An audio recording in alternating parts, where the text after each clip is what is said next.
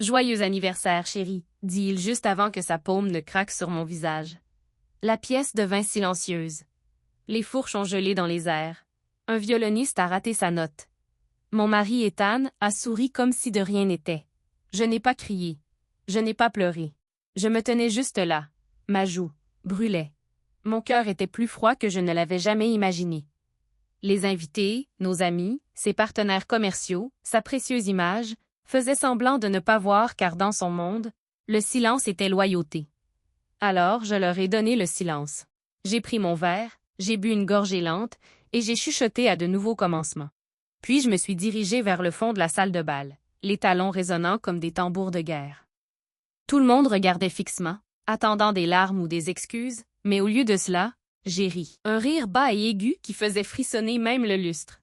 Le sourire narquois d'Ethan faiblit. Il ne savait pas que le rire était le son de quelque chose qui se brisait et quelque chose naissait. Parce que ce qu'il n'a pas réalisé, c'est que ce coup n'était pas le début de mon humiliation.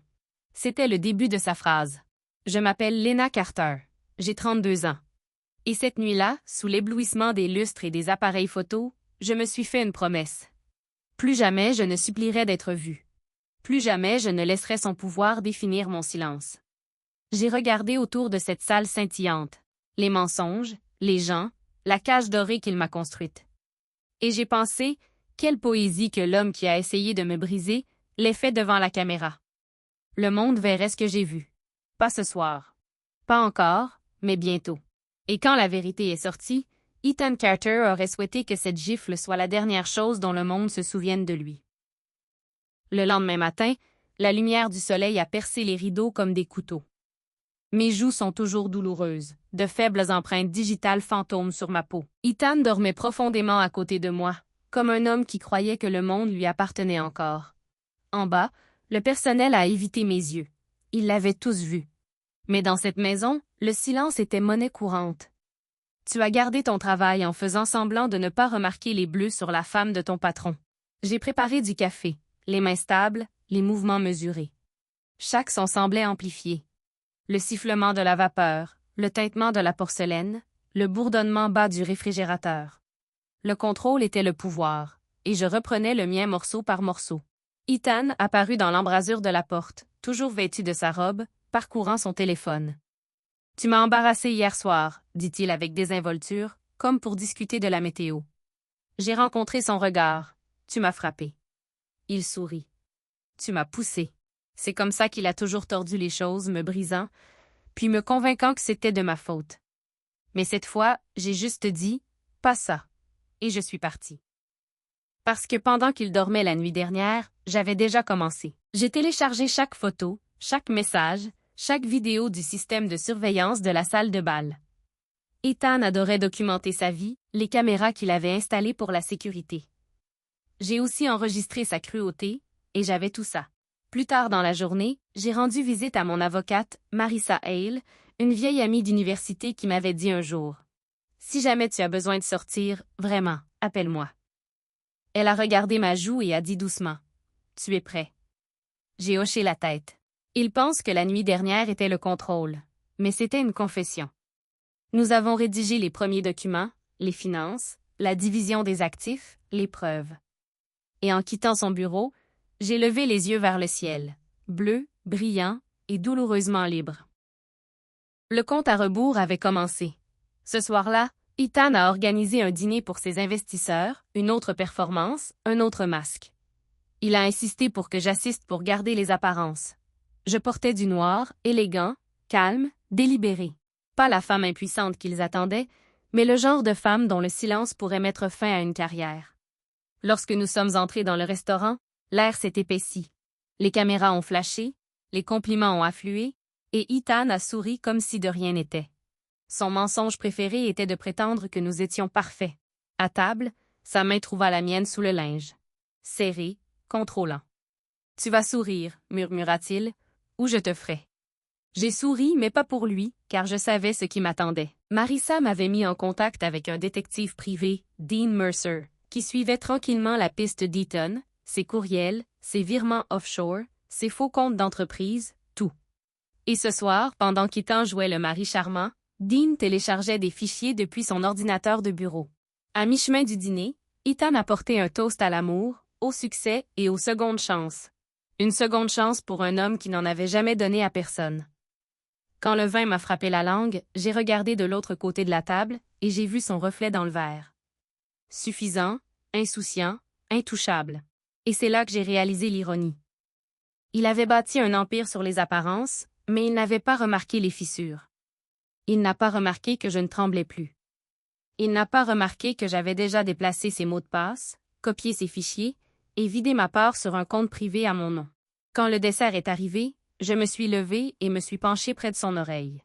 « Profite de ton repas, murmurai-je. C'est peut-être votre dernier paisible. » Il fronça les sourcils, confus, alors que je souriais pour les caméras. C'était la nuit où son empire commençait tranquillement à tomber. 2 jours plus tard, le masque d'Ethan a commencé à se fissurer. Il est rentré tôt à la maison, la mâchoire serrée, les yeux brillants. « Avez-vous transféré l'argent de notre compte joint? » Il a exigé. Je n'ai pas cherché mon ordinateur portable. Non. J'ai déplacé le mien. Il a ri. Court, tranchant, cruel. Tu penses que tu peux jouer à des jeux avec moi? J'ai fermé l'écran. Je me suis levée lentement. Non, Ethan. Je crois que j'ai juste arrêté de jouer le tien. Sa voix se réduisit à un murmure. Le genre dangereux. Tu oublies à qui tu parles. J'ai incliné la tête. L'homme qui frappe sa femme devant une centaine de personnes. Pour la première fois, il est devenu pâle parce qu'il savait que j'avais des preuves. Il essaya de sourire pour reprendre le contrôle. Tu n'oserais pas. Ça t'avait ruiné aussi. J'ai fait un pas de plus. Non, Ethan. Ça me libérerait. Cette nuit-là, j'ai envoyé à Marissa les images montées. Un clip propre et indéniable du moment où sa main a frappé mon visage. Elle a renvoyé un message. Cela change tout. Au matin, le monde d'Ethan a commencé à basculer. Son équipe de relations publiques a appelé. Ses investisseurs se sont retirés des réunions et des rumeurs ont commencé à se répandre dans la presse au sujet d'une altercation domestique. Il a fait irruption dans mon studio, claquant la porte. « Tu penses que ça va me faire mal? Tu n'es rien sans mon nom. » J'ai souri.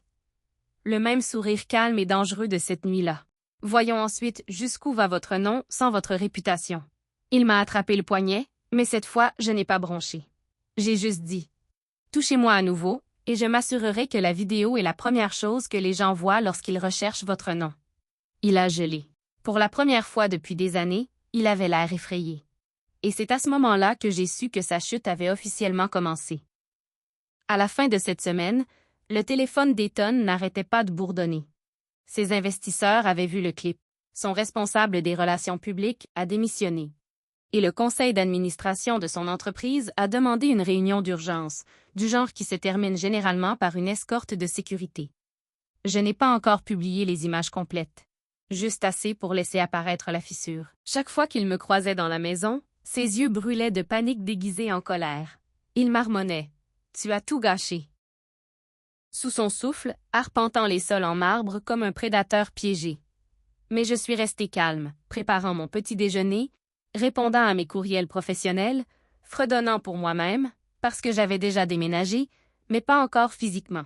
Mon nouveau bail d'appartement a été signé, les services publics installés, les caméras de sécurité installées. Marissa avait rédigé la demande de divorce avec des clauses qui garantissaient que je repartirais avec ma part d'actifs et une ordonnance restrictive prête à être déposée s'il élevait la voix. 3 nuits plus tard, il a craqué. « Tu penses que tu peux survivre sans moi? Tu reviendras en rampant. » Je l'ai regardé droit dans les yeux et j'ai dit « Je l'ai déjà fait il y a des années. Tu n'as juste pas remarqué quand je me suis arrêtée. » Il cligna des yeux, pris au dépourvu. Puis la sonnette a sonné. 2 hommes en costume se tenaient à l'extérieur du conseil d'administration. « Monsieur Carter, le conseil demande votre présence immédiate demain matin. Vous voudrez peut-être apporter une représentation juridique. » Son visage s'est vidé de couleur. Il se tourna vers moi, tremblant de rage. « Tu avais planifié ça. » Je ne l'ai pas nié. J'ai juste chuchoté. « Tu l'as planifié la nuit où tu m'as frappé. » Et alors qu'il se tenait là, acculé, vaincu et finalement silencieux, j'ai réalisé quelque chose. La justice n'a pas toujours besoin de crier. Parfois, il suffit d'arriver tranquillement à l'heure. Le matin de la réunion du conseil d'administration était d'un calme troublant. Je me suis assis dans ma voiture devant le siège de l'entreprise. Moteur éteint. Regardant le bâtiment qui avait autrefois été le royaume d'Ethan. Les journalistes se rassemblaient déjà devant les marches. Les chuchotements s'étaient transformés en tempête. À l'intérieur, l'empire d'Ethan saignait. Marissa avait divulgué juste assez de preuves, pas seulement la vidéo, mais des documents montrant une inconduite financière, une manipulation de contrats et des paiements en silence. Chaque mensonge sur lequel il avait construit son image était maintenant sous microscope. Je n'étais pas là pour jubiler. J'étais là pour assister à la fin. Pas le sien, mais le mien. De ma fenêtre, je l'ai vu sortir de sa voiture noire, toujours vêtu de ce costume de créateur, prétendant toujours contrôler. Mais sa marche était différente maintenant. Plus lent, plus lourd, incertain. Lorsque le premier flash de l'appareil photo a frappé, il a bronché. Et puis c'est arrivé. L'un des journalistes a crié « Monsieur Carter, c'est vrai que tu as agressé ta femme le jour de son anniversaire? » Il se figea, sa mâchoire se serra. Une autre question a suivi, puis une autre, jusqu'à ce que son sang-froid parfait se fissure devant le monde. À midi, il avait été suspendu indéfiniment, en attendant l'enquête. Au coucher du soleil, chaque grand point de vente portait son histoire. Ethan Carter, la chute d'un homme en or. Ce soir-là, je me suis assis sur le balcon de mon nouvel appartement. Une douce brise dans mes cheveux, les lumières de la ville clignotent en dessous. Je ne souriais pas. Je ne pleurais pas. Je respirais simplement. Marissa a appelé. « C'est fait, » dit-elle. Il a fini. J'ai hoché la tête, fixant l'horizon. Alors finissons la paperasse demain. Quand j'ai raccroché, j'ai ouvert mon téléphone. Pas d'appel manqué, pas de menaces, pas d'excuses, juste la paix. C'était étrange au début, ce genre de silence. Pas vide, juste plein de tout ce que j'avais récupéré. Une semaine plus tard, le bureau de mon avocat sentait la liberté, l'encre fraîche, les nouveaux départs et les papiers signés qui indiquaient enfin que le divorce était accordé. Marissa sourit de l'autre côté de la table. « Tu es officiellement sortie, Lena. Dehors. » Le mot semblait en apesanteur, comme la première inspiration après des années sous l'eau. Dehors, la pluie a arrosé le centre-ville. Je me tenais sous mon parapluie, regardant les gens se précipiter, des étrangers avec des histoires, aucun d'eux ne connaissant la guerre à laquelle je venais de survivre. Cette nuit-là, je suis allée sur la côte, sur la même plage où Ethan m'avait promis une fois pour toujours. L'air avait un goût de sel et de nouvelles chances. L'océan rugissait, interminable et indifférent, emportant les dernières traces de la femme qui avait l'habitude de tressaillir à chaque voix élevée. J'ai sorti mon téléphone et ouvert mes brouillons. La vidéo, la pleine, est restée là intacte. Ses mots, son ton, sa violence. Mais je ne l'ai pas envoyée. Pas encore. Peut-être jamais. Parce que parfois la paix est la plus grande punition. Il avait déjà perdu tout ce qui le faisait se sentir puissant. L'entreprise, la presse, l'illusion du contrôle. Et moi, j'avais trouvé mieux que la vengeance. Contrôle sur ma propre histoire. De retour à la maison, j'ai encadré le premier croquis que j'avais dessiné depuis que je l'avais quitté. Une main libérant un oiseau en plein vol, ligne pointue, aile ouverte. Je l'ai placé au-dessus de mon bureau avec une simple légende. Plus jamais ça. Quand je me suis finalement allongée dans mon lit, je ne rêvais ni d'évasion ni de peur. Je rêvais d'espace. Le genre où personne ne regarde, personne ne crie, personne ne prend, juste le silence. Et dans ce silence, j'ai réalisé quelque chose de beau. Je n'étais plus sa femme. J'étais encore moi. Et pour la première fois depuis des années, cela suffisait. 3 mois plus tard, je me tenais sur une petite scène devant un public calme. Les femmes des refuges, des groupes de soutien et des programmes de rétablissement. Ils n'étaient pas des étrangers. Ils étaient le reflet de qui j'étais. J'ai pris une profonde inspiration, ressentant la chaleur des lumières au lieu de la peur. Je m'appelle Lena Carter, ai-je dit, étude de la voix.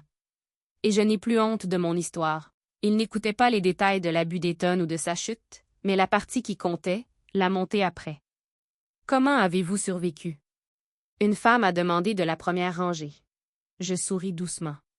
En apprenant que le silence ne vous protège pas. La vérité, oui. Après l'événement, une jeune fille s'est approchée de moi, peut-être 19 ans, les yeux pleins d'espoir et de douleur. Il me frappait aussi, murmura-t-elle. Mais je pars la semaine prochaine. Je l'ai serrée dans mes bras. Alors tu as déjà gagné. Cette nuit-là, alors que je rentrais chez moi, je suis passé devant un kiosque à journaux. Un titre a attiré mon attention. Ethan Carter déclare faillite au milieu d'une enquête en cours. Je ne me suis pas arrêté pour le lire. Il n'y avait plus de satisfaction à ressentir, seulement de la fermeture. À la maison, le vent de la mer a traversé ma fenêtre ouverte, frôlant les rideaux comme un pardon. J'ai infusé du thé, ouvert les portes de mon balcon et laissé les lumières de la ville se fondre dans l'or doux. Je n'étais plus en colère, je n'étais pas brisé, j'étais juste libre. Enfin, magnifiquement gratuit. J'ai levé ma tasse vers le ciel nocturne, chuchotant à la femme qui riait au lieu de pleurer. À chacun d'entre nous qui a finalement choisi la paix plutôt que la douleur. Parce qu'à la fin, la vengeance s'estompe. Mais la paix persiste. Et cette nuit-là, j'ai dormi sans peur, sans bruit, sans fantôme.